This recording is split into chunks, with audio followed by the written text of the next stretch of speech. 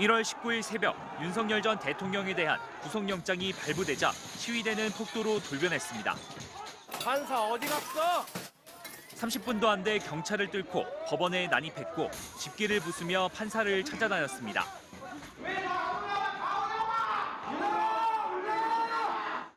전기공사를 하던 35살 김모 씨와 배달 아르바이트를 하는 28살 소모 씨도 그 안에 있었습니다. 서부지법 폭동 넉 달 만에 법원은 이들에게 징역 1년 6개월과 징역 1년을 선고했습니다. 재판부는 사법부의 영장 발부 여부를 정치적 음모로 해석해 규정하고 즉각적인 응징과 보복을 해야 한다는 집착이 이뤄낸 범행이라며 범행의 결과는 참혹하다고 지적했습니다. 다만 우발적으로 범행한 점 등을 고려했다며 특히 공동이 아닌 단독 범행이라고 설명했습니다. 그러면서 이례적으로 선고가 피고인의 인생을 좌우하지 않는다. 남은 인생을 본인답게 살길 바란다는 소회를 남겼습니다. 서부지법 폭동으로 재판에 넘겨진 이들은 지금까지 모두 96명. 그나마 이들 2명은 곧장 혐의를 시인하고 재판부에 반성문을 제출했습니다. 일부는 여전히 다른 사람들이 뛰어가길래 함께 갔을 뿐이라거나 소화기가 분사돼 체류탄을 쏜 줄 알고 법원 안으로 피한 거라고 부인하고 있습니다. 유튜브로 생중계된 영상이 조작됐고 폭동의 책임은 경찰에 있다며 재판을 늦추는 일까지 계속되고 있습니다. 반성 의사를 표시하는 게 아니라 오히려 내가 잘했다, 확신범에 가까운 의사를 보이신 분들 같은 경우는 좀 형량이 더 강하게 나올 가능성이 좀 큰 거 아닌가 이렇게. 차례로 1심 선고가 예정된 가운데 검찰은 당시 폭동에 가담한 것으로 보이는 50명을 추가로 조사하고 있습니다. 또 경찰은 폭동을 선동했다는 의심을 받는 정광훈 목사 등에 대한 수사도 이어가고 있습니다. MBC 뉴스 고병찬입니다. 서울 서부지법은 지난 1월 서부지법 폭동 당시 MBC 취재진을 폭행한 우모 씨와 법원 청사에 침입한 혐의를 받고 있는 안모 씨에게 각각 징역 10개월을 선고했습니다. 또 경찰관을 폭행한 혐의를 받는 남모 씨와 이모 씨에게는 징역 1년 6개월에 집행유예 3년과 징역 1년에 집행유예 2년을 각각 선고했습니다.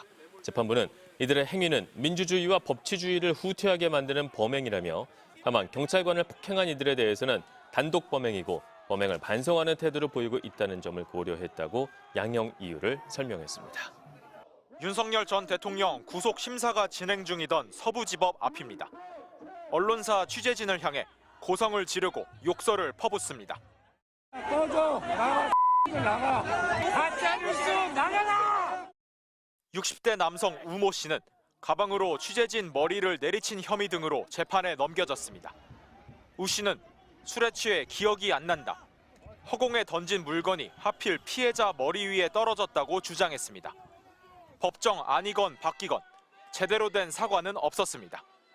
오히려 피해자에게 합의를 해달라며 우 씨 가족들이 직접 문자 메시지를 보내왔습니다. 또 피해자 의사는 묻지도 않고 법원에 합의금을 공탁해놓고 보석을 신청하고 이를 알리는 등기도 보냈습니다. 알려주지도 않은 피해자의 주민번호와 주소 등 개인 정보를 빼낸 건 우 씨의 변호인이었습니다. 그 부분은 당연히 가리고 복사했고 제가 저절로 외워진 거 어떡합니까? 머리가 그 정도는 좋은데.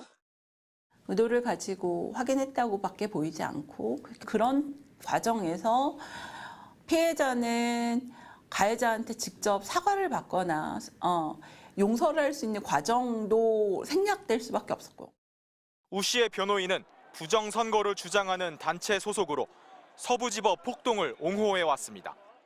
서부지방법을 사태에 대해서 좀 다르게 보셔야 돼요. 법률가가 해석을 해보니까는 이게 국민 저항권으로 볼 수 있겠다. 서부지법 폭도들은 폭력 행위가 유튜브로 생중계됐는데도 영상 증거가 조작됐을 가능성을 주장해 재판은 한 달 넘게 제자리 걸음입니다. 재판이 지연되는 사이 극우 성향 인터넷 커뮤니티에선 피해자에게 부적절한 사진을 보내고 조롱하는 게시물을 보내는 등 2차 피해도 발생하고 있습니다. 서울 마포경찰서는 피해자를 모욕하는 게시글을 쓴 40여 명에 대해 고소장을 접수해 수사에 착수했습니다. MBC 뉴스 변은재입니다.